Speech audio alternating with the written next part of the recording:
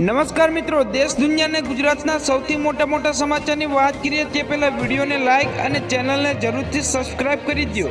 તો દોસ્તો, સૌપ્રથમ સમાચારની વાત કરીએ તો ગઈકાલે સૌરાષ્ટ્રના અનેક પંથકોમાં ગાજવીજ અને કડાકા ભડાકા સાથે વરસાદ પડ્યો। તો અનેક વિસ્તારમાં 1.5 ઇંચ કરતાં પણ વધુ વરસાદ। ગુજરાતમાં પ્રી મોન્સૂન એક્ટિવિટીની શરૂઆત। તો આજે 8 તાલુકામાં મેઘમહેર। તો છોટાઉદેપુરના કાંઠમાં સૌથી વધુ 2.5 ઇંચ વરસાદ ખાબક્યો। હવામાન નિષ્ણાતોની મોટી આગાહી। ગુજરાતમાં ચોમાસાની શરૂઆત 14 જૂનથી થશે। રાજકોટ જિલ્લાના વાતાવરણમાં પલટો। જામકંડોરણા ગ્રામ્ય વિસ્તારમાં 1.5 ઇંચ વરસાદ પડ્યો। તો રાજ્યમાં ગઈકાલે ભારે પવન સાથે વરસાદ ખાબક્યો। 9 જૂનના રોજ એટલે કે આજે સોમનાથ, અમરેલી, ભાવનગર, પંચમહાલ, દાહોદ, વડોદરા, છોટાઉદેપુર, ભરૂચ, નર્મદા, સુરત, તાપી, ડાંગ, નવસારી, વલસાડ, દાદરાનગર હવેલીમાં વરસાદ પડવાની આગાહી કરવામાં આવી છે। તો દોસ્તો, ફટાફટ બીજા સમાચારની વાત કરીએ તો ગુજરાતમાં કાળઝાળ ગરમી વચ્ચે રાજ્યમાં વરસાદની આગાહી કરવામાં આવી છે। તો આગામી 9 થી 12 જૂન વચ્ચે ભારે પવન સાથે ગાજવીજ વરસાદ પડશે। તો વરસાદની આ આગાહી અંબાલાલ પટેલ દ્વારા કરવામાં આવી છે। તો 15 જૂન સુધી ગુજરાતમાં વિવિધ રીતે ચોમાસું પહોંચવાની શક્યતા છે। તો તારીખ 10 જૂન સુધી ચોમાસું દક્ષિણ મહારાષ્ટ્રના ભાગો અને મુંબઈના ભાગો સુધી પહોંચવાની શક્યતા છે। તો દોસ્તો, ફટાફટ બીજા સૌથી મહત્વના સમાચારની વાત કરીએ તો હવામાન વિભાગ દ્વારા આગામી 5 દિવસ દક્ષિણ ગુજરાત અને સૌરાષ્ટ્રના વિવિધ ભાગોમાં વરસાદની આગાહી કરવામાં આવી છે। જેના પગલે આજે સૌરાષ્ટ્રના વિવિધ ભાગોમાં વરસાદ તૂટી પડ્યો હતો। જેના પગલે ખેડૂતોમાં પણ આનંદની લાગણી જોવા મળી હતી। દોસ્તો, ફટાફટ બીજા સમાચારની વાત કરીએ તો રાજ્યના 10 જિલ્લામાં ગઈકાલે વાતાવરણમાં પલટો। તો સૌરાષ્ટ્રના વાતાવરણમાં પલટો જોવા મળ્યો। જેમાં રાજકોટ, સુરેન્દ્રનગર, બોટાદ, જૂનાગઢ, અમરેલીમાં વરસાદી માહોલ જામ્યો હતો। દોસ્તો, ફટાફટ બીજા સમાચારની વાત કરીએ તો હવામાન વિભાગ દ્વારા પણ ગુજરાતમાં આગામી 5 દિવસ સુધી વરસાદની આગાહી કરવામાં આવી છે। જેમાં ડાંગ, છોટાઉદેપુર, નર્મદા, નવસારી, તાપી, વલસાડ, અમરેલી, ભાવનગર, દાહોદ, પંચમહાલ, ગીર સોમનાથ અને જૂનાગઢમાં વરસાદ વરસી શકે છે। તો દોસ્તો, ફટાફટ બીજા સૌથી મહત્વના સમાચારની વાત કરીએ તો ગુજરાતમાં કાળઝાળ ગરમી વચ્ચે રાજ્યમાં વરસાદની આગાહી કરવામાં આવી છે। તો આગામી 9 જૂનથી 12 જૂન વચ્ચે ભારે પવન અને ગાજવીજ સાથે વરસાદ વરસશે। તો વરસાદની આ આગાહી અંબાલાલ પટેલ દ્વારા કરવામાં આવી છે। તો 15 જૂન સુધી ગુજરાતના વિવિધ રીતે ચોમાસું પહોંચવાની શક્યતા છે। તો તારીખ 10 જૂન સુધી ચોમાસું દક્ષિણ મહારાષ્ટ્રના ભાગો અને મુંબઈના ભાગોમાં પહોંચવાની શક્યતા છે। તો દોસ્તો, ફટાફટ બીજા સમાચારની વાત કરીએ તો અરબ સાગર અને બંગાળના ઉપસાગરમાં તારીખ 17 જૂનથી વેલમાર્ક લો પ્રેશર બનવાની શક્યતા વ્યક્ત કરવામાં આવી છે।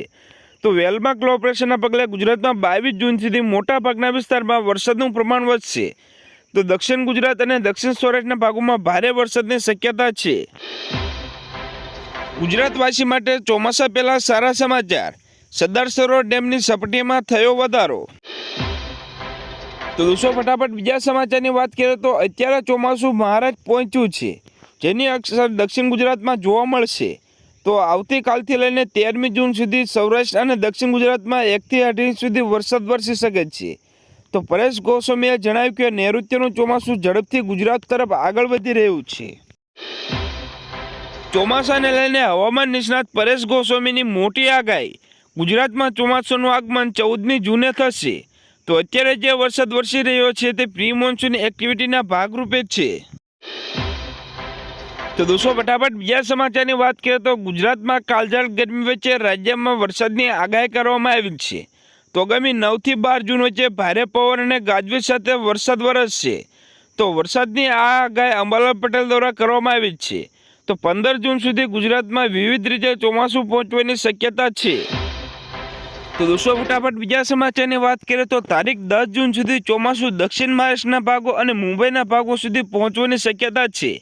તો મુંબઈમાં ભારેથી અતિભારે વરસાદ પડવાની શક્યતા વ્યક્ત કરવામાં આવી છે।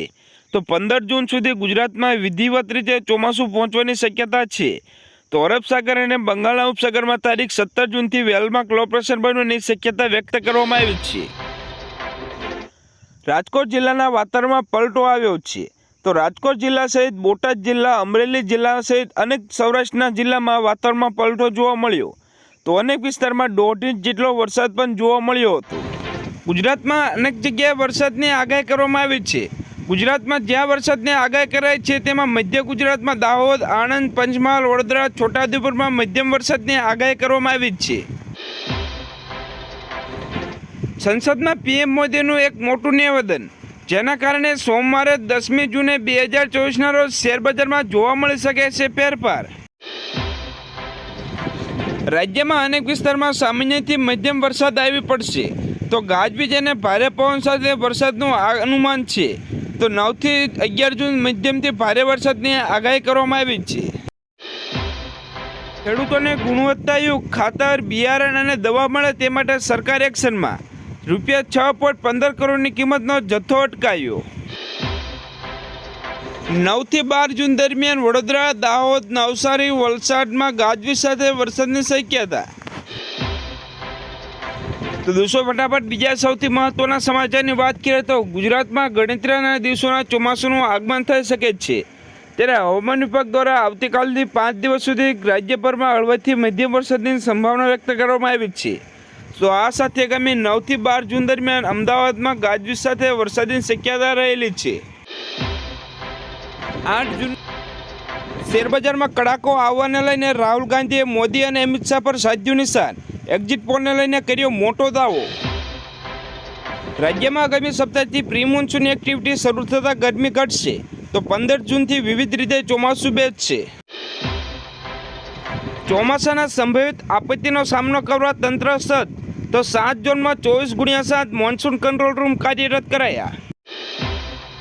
ગોંડલ માર્કેટ યાર્ડમાં આજે કેરીની આવકમાં વધારો જોવા મળ્યો. તો સૌથી વધારે બોક્સ કેસર કેરીની આવક થઈ હતી. તો આજે કુલ 20,000 બોક્સની આવક થઈ હતી. તો ગઈકાલે 19,000 બોક્સની આવક જોવા મળી હતી. લોકસભાની ચૂંટણીના પરિણામો આવતા જનતાને મોંઘવારીનો ડોઝ.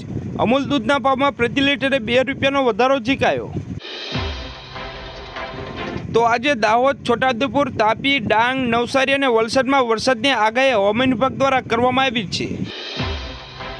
દોસ્તો, ફટાફટ બીજા સૌથી મહત્વના સમાચારની વાત કરીએ તો મે મહિનામાં કમોસમી વરસાદથી નુકસાનનો સર્વે પૂર્ણ. તો કૃષિ વિભાગ દ્વારા 30 ટીમો દ્વારા સર્વે કરવામાં આવ્યો હતો. તો આ સર્વે અનુસાર સુરત, નવસારી, વલસાડ જિલ્લામાં વધુ નુકસાન થયું છે. તો 3 જિલ્લામાં 7,438 હેક્ટરમાં નુકસાન થયું છે. તો કમોસમી વરસાદને કારણે 235 ગામડાને નુકસાન થયું છે. ભારતમાં એનડીએની સરકાર બનતા પહેલા જેડીયુનું મોટું નિવેદન, કહ્યું અગ્નિવીર યોજના પર ફરીથી વિચાર કરવાની જરૂર. તો યુસીસી પર સ્પષ્ટ કરી પાર્ટીની રાય. દેશમાં ચોમાસાનું આગમન થઈ ચૂક્યું છે, ત્યારે ગુજરાતમાં વરસાદની રાહ જોવામાં આવી રહી છે. તો હાલ ગુજરાતમાં પ્રી મોન્સૂન એક્ટિવિટી શરૂઆત થઈ ગઈ છે. તો હવામાન વિભાગના વૈજ્ઞાનિકોના જણાવ્યા પ્રમાણે આગામી 15 જૂનની આસપાસ ચોમાસાનું આગમન થશે. વડાપ્રધાન નરેન્દ્ર મોદીના નેતૃત્વમાં ભાજપ પ્રથમ વખત આ આંકડા સુધી પહોંચી શકી નહીં. તો 23 વર્ષ પછી રેકોર્ડ તૂટ્યો. રાષ્ટ્રપતિ દ્રૌપદી મુર્મુએ મોદી 2.0 કેબિનેટ માટે ડિનરનું આયોજન કર્યું. તો ઉપરાષ્ટ્રપતિ અને લોકસભાના અધ્યક્ષ પણ હાજર રહ્યા. સીએમ અરવિંદ કેજરીવાલને મોટો ઝટકો, વચગાળાની જામીન અરજી ફગવાઈ. તો કોર્ટે આપ્યા મેડિકલ ટેસ્ટના આદેશ. રાજકોટ ગેમ ઝોન અગ્નિકાંડ મામલે વધુ એક ભ્રષ્ટ અધિકારી પર સંકોચો. આવક કરતાં વધુ સંપત્તિ મળી આવતા ડેપ્યુટી ફાયર ઓફિસરની ધરપકડ. તો દોસ્તો, ફટાફટ બીજા સૌથી મહત્વના સમાચારની વાત કરીએ તો 10મી જૂને મુંબઈમાં અને 15મી જૂને ગુજરાતમાં ચોમાસાનું આગમન. તો હવામાન વિભાગે કહ્યું નિયત સમય પ્રમાણે ચોમાસું આગળ વધે જ છે. તો મુંબઈ ગેટવે ઓફ ઇન્ડિયા પાસે ચોમાસું આવવાના એંધાણ રૂપે હાઈટાઈટ આપવાનું શરૂ થયું. તો મહારાષ્ટ્રના અનેક સ્થળે પાણીની અસર વચ્ચે ચોમાસું બેસતા રાહતના સમાચાર. દિલ્હીમાં છૂટાછવાયા વરસાદથી લોકોને ગરમીમાંથી મળી રાહત. તો બિહારમાં હીટવેવની સંભાવના.